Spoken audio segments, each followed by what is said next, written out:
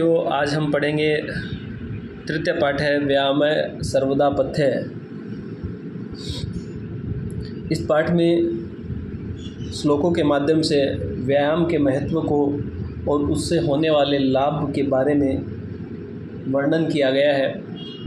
हम पहले श्लोक पढ़ेंगे, फिर उसका अन्वय करना सीखेंगे और साथ ही उसका हिंदी अर्थ भी यहाँ पे हम सीख पाएंगे। परीक्षा की दृष्टि से हिंदी अर्थ भी पूछा जाता है, अन्वय करना भी आता है एग्ज़ाम में, इसीलिए अब इसको ठीक से समझते हैं। श्लोक नंबर 1 है, शरीर आयास जन्नम कर्मम व्यायामम संगीतम तत्कृत्वा तु सुखम देहम विमृद्धनियात समन्ततः।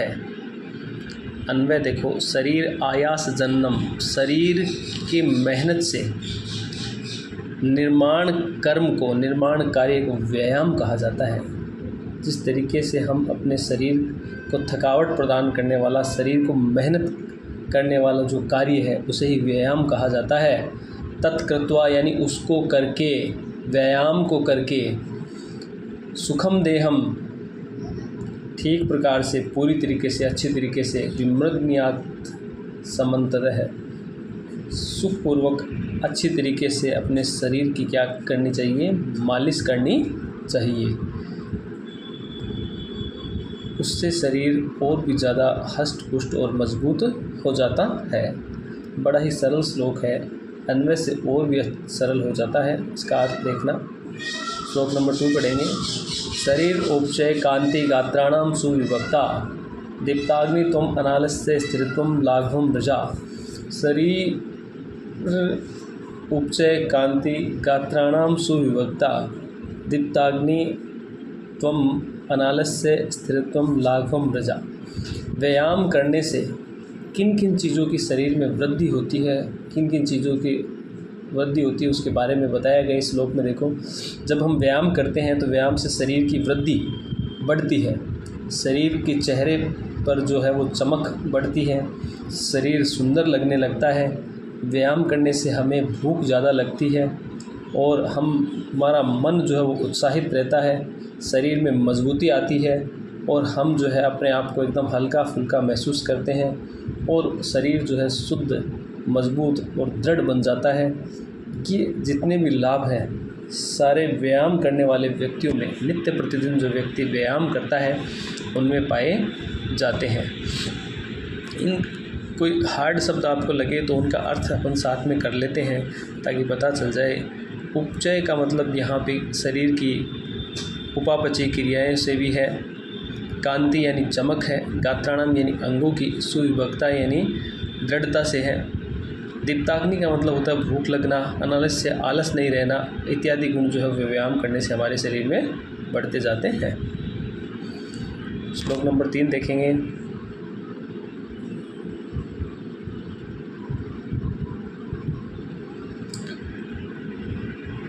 श्रम कल पिपासा उष्णोदिनाम आरोग्यम चापि परमम व्यायामाद उपजायते।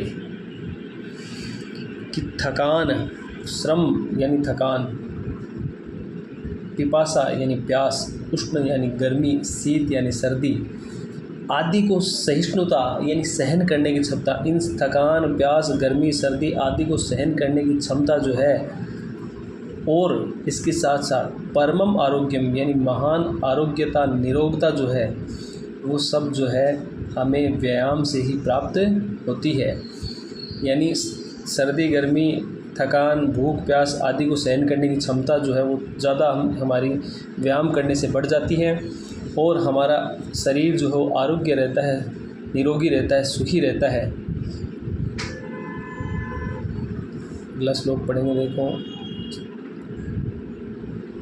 न चास्ति सदृशम तेन किंचित स्थूल्यापकर्षणम न च व्यायामिनम मर्त्य मर्दन्य अत्यरयो बलात्। स्थूल्यम अपकर्षणम, अन्वय पढ़ रहे हैं, स्थूल्यम अपकर्षणम तेन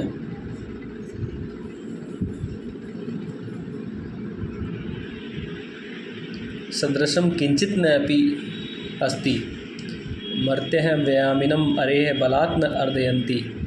कि स्थूलता कहते हैं मोटापे को, अपकृष्णम यानी दूर करना, तेन सदृशम, उसके समान, किसके समान, व्यायाम के समान, किंचित न अस्ति, कोई और नहीं है। यानी मोटापे को दूर करने वाला अन्य कोई साधन दूसरा नहीं है। व्यायाम के अलावा सबसे अच्छा साधन जो है मोटापा कम करने का व्यायाम है, उसके अलावा कोई दूसरा साधन नहीं है। मर्त्य व्यवसायी व्यायामिनम अरे बलात् न हृदयन्ति, मरणशील व्यायामी मनुष्य को शत्रु जो है वो बलपूर्वक, यानी रोग आदि शत्रु जो है बलपूर्वक उसको हर नहीं सकते हैं। यानी बलपूर्वक जितनी भी व्याधियाँ रोग आदि है वो बलपूर्वक ऐसे व्यायाम करने वाले व्यक्ति पर अचानक से व्याधियाँ जो है वो आ नहीं सकती है, उसको उस शरीर को नष्ट नहीं कर सकती है। अगला श्लोक है देखो, न चैनम सहस्राक्रम्य जरा समधि रोहति स्थिरी भवति मासम च व्यायामिनम अविरतस्य च है। जरा च एनम सहसा आक्रम्य न समधि रोहति, जरा यानी बुढ़ापा, और इस पे बुढ़ापा और रोग जो है वो व्यायाम करने वाले व्यक्ति को अचानक नहीं घेर लेते हैं। जो व्यायाम नहीं करते उन व्यक्तियों को कभी भी रोग, कोई भी रोग से पीड़ित हो जाते हैं, कभी जल्दी बुढ़ापा आ जाता है, स्किन जो है वो नीचे लटकने लग जाती है, ऐसे देखते हैं अपन। लेकिन व्यायाम करने वाला व्यक्ति जो है उस पर अचानक से बुढ़ापा नहीं आता, और व्यायाम में तल्लीन रहने वाले व्यक्ति जो है उसका जो शरीर है नित्य प्रतिदिन व्यायाम करने से उसका शरीर जो मजबूत हो जाता है, उसके शरीर की हड्डियाँ और मांस आदि मजबूत होने से वह काफ़ी दिनों तक यानी कई वर्षों तक जो है वो युवावस्था में बना रहता है और उसका शरीर हष्ट पुष्ट और मजबूत हो जाता है। अगला श्लोक पढ़ेंगे, व्यायामिनम स्विन्गात्रस्य पद्भ्याम उद्वर्तितस्य च व्याधेनोपसर्पन्ति वेनतेन विमोर्गा वयो रूप गुणे हीनम अपि कुर्यात् सुदर्शनम। पद्भ्याम उद्वर्तितस्य व्यायामिनम स्विन्गात्रस्य च व्याधे न उपसर्पन्ति, कि अपने दोनों पैरों से ऊपर उठने वाले व्यायाम करने वाले व्यक्तियों के पास कभी भी व्याधियाँ और बीमारियाँ नहीं आती है। इसके साथ ही जो व्यक्ति अत्यधिक व्यायाम करके अपना पसीना बहाता है, मेहनत पसीना निकलने तक मेहनत करता रहता है, ऐसे व्यक्तियों के पास भी रोग नहीं आते हैं। जिस तरह गरुड़ के पास सांप नहीं आते हैं, उसी प्रकार इस प्रकार से व्यायाम करने वाले व्यक्तियों के पास रोग नहीं आते हैं। व्यायाम जो है वो आयु, सुंदरता और गुण से रहित मनुष्य को भी सुदर्शन यानी देखने योग्य सुंदर बना देता है। इसीलिए व्यायाम करने से मनुष्य के शरीर में अनेक प्रकार के फायदे होते हैं। मनुष्य को नित्य प्रतिदिन अत्यधिक मेहनत करते हुए जिससे मनुष्य का शरीर जो है वो पसीने से लथपथ हो जाए, पसीने से, इस प्रकार के व्यायाम जो है मनुष्य को करते रहना है।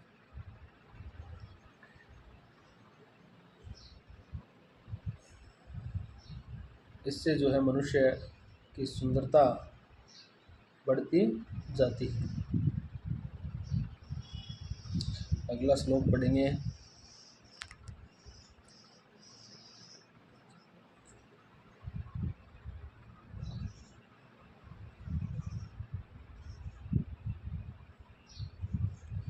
श्लोक है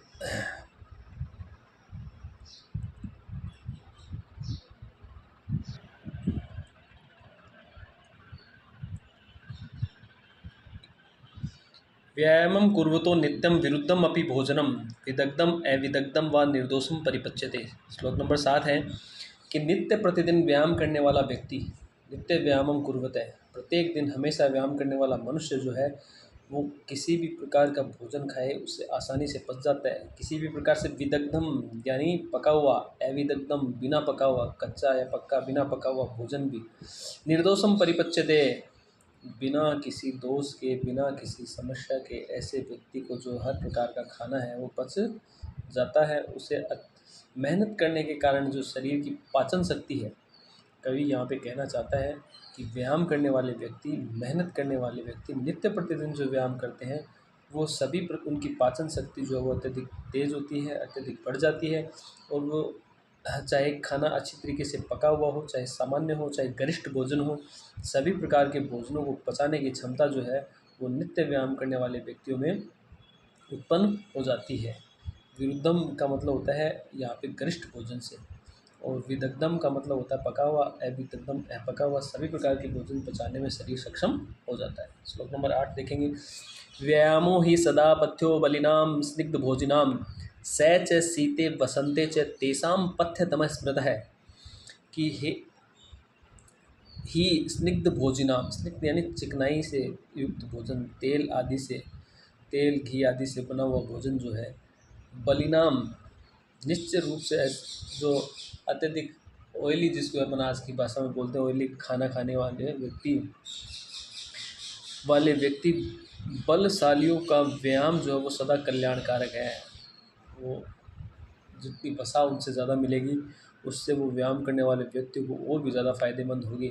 सहच है शीते वसंते च, और इसके साथ साथ शीत ऋतु में और वसंत ऋतु में, इन दो ऋतुओं में तो विशेषकर उनके लिए एकदम कल्याणकार, पथ्यतम है, पथ्य मतलब लाभदायक, और पथ्यतम है सबसे अधिक लाभदायक होता है। यानी इन शीत ऋतु में ठंड के मौसम में और वसंत ऋतु में इस मौसम में जो है वो खाना तेल या भोजन, या जिसे घी से युक्त भोजन अपन कह सकते हैं, वसा से युक्त भोजन कह सकते हैं, वो बलवान व्यक्तियों के लिए बहुत ही अच्छा होता है, व्यायाम करने वाले व्यक्तियों के लिए बहुत ही श्रेयस्कर होता है।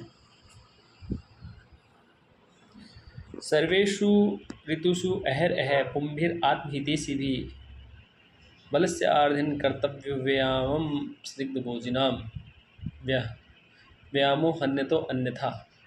अतः आत्म हितेशी भी, अपना हित चाहने वाले, आत्महितेशी यानी जो व्यक्ति अपना हित चाहते हैं, अपना भला चाहते हैं। पुंभी सर्वेषु ऋतुषु, ऐसे पुरुष, ऐसे व्यक्ति, सर्वेषु ऋतुषु सभी ऋतुओं में, अहर दिन रात प्रतिदिन, बलस्य अर्धेन अपने बल से आधे बल से, व्यायामम कर्तव्यम व्यायाम करना चाहिए, अन्यथा हंति अन्यथा क्या है उनका नाश हो जाता है। जो व्यक्ति अपना हित चाहते हैं, अपना भला चाहते हैं, अपना कल्याण चाहने वाले पुरुष हैं, उनको सभी ऋतुओं में जो है प्रतिदिन अपने बल के आधे बल से व्यायाम करना चाहिए। श्लोक नंबर 9 है। श्लोक नंबर 10 है। हृदय स्थान स्थितो वायु यदा वक्तं प्रपद्यते व्यायामं कुर्वतो जंतो तद अर्ध बलस्य लक्षणम। कि जब व्यायाम करने वाला, यदा व्यायामं कुर्वते, जब व्यायाम करने वाला व्यक्ति कि हृदय स्थान में स्थित वायु प्रदीप्त हो जाए, तेज हो जाए, मुख से निकलने लग जाए, तब वह उसके आधे बल का लक्षण होता है। जब व्यायाम करते समय मनुष्य के हृदय में स्थित वायु जो है वो मुख से निकलने लग जाए, मतलब व्यक्ति नाक से सांस लेने के साथ साथ तेज तेज सांस लेने लग जाए और मुंह से भी सांस लेने लग जाए, तब वह जो है ऐसे व्यक्ति के आधे बल का लक्षण प्रकट होता है कि उस समय वो मनुष्य के आधे बल का लक्षण कहा गया है। श्लोक नंबर 11। वयो बल शरीराणि देश काल अस्नानि च समीक्षम कुर्याद व्यायामम अन्यथा रोगम मापनुयात। कि वय कहते हैं आयु को, बल शक्ति या ताकत को, शरीर होता ही है, देश यानी स्थान, काल यानी समय, भोजन यानी किस प्रकार का भोजन उस व्यक्ति को प्राप्त हो सकता है, इन सब चीज़ों के बारे में अच्छी तरीके से भली प्रकार से विचार करके ही मनुष्य को क्या करना चाहिए, व्यायाम करना चाहिए। जो व्यक्ति इनके बारे में बिना सोचे विचारे व्यायाम करता है, वह व्यक्ति उससे व्यायाम से फ़ायदा न होकर बल्कि उसको नुकसान होता है और वह रोग को प्राप्त होता है। हर उम्र के लिए, जैसे वय बताया आयु, हर उम्र के व्यक्ति के लिए व्यायाम अलग होगा। जितनी व्यक्ति में सामर्थ्य है वो उतना ही व्यायाम कर सकता है, सबका अलग अलग होता है, सबका शरीर जो है वो अलग प्रकार का होता है। स्थान कहीं ठंडा स्थान, कहीं गर्म स्थान में रहने वाले व्यक्तियों के लिए भी अलग अलग लागू होता है। समय जो है उसका निर्धारण किया गया, व्यायाम करने का समय एक निश्चित समय पे करें, ऐसे नहीं कभी भी करने लग जाए व्यायाम। और भोजन, व्यायाम करने के बाद आपको किस प्रकार का पौष्टिक भोजन, संतुलित भोजन प्राप्त हो सकता है। अगर आप अच्छा भोजन, संतुलित भोजन नहीं कर पाओगे तो व्यायाम से आपको कोई फ़ायदा नहीं होगा, अन्यथा इसके विपरीत आप रोग को प्राप्त हो सकते हो। इसलिए ये था अपना चैप्टर, अपन ने श्लोकों के बारे में पढ़ा, आप इनको ठीक से पढ़ेंगे। इनकी क्वेश्चन आंसर जो है उनके बारे में यहाँ पे लिख दिया गया है। तो क्वेश्चन भी लिखे गए हैं, साथ में उत्तर भी दिए गए हैं, तो आप इनको ठीक से देख लेंगे, पढ़ लेंगे और कर लेंगे इसमें। इसके अलावा कोई आपका प्रश्न हो तो आप कमेंट बॉक्स में लिख के बता सकते हैं। और वीडियो आपको अच्छा लगे तो आप इसको लाइक करें, सब्सक्राइब भी करें। चैनल को सब्सक्राइब नहीं किया है तो चैनल को सब्सक्राइब कर लें। चैप्टर नंबर 4 के साथ मिलते हैं आपको अगले वीडियो में। धन्यवाद।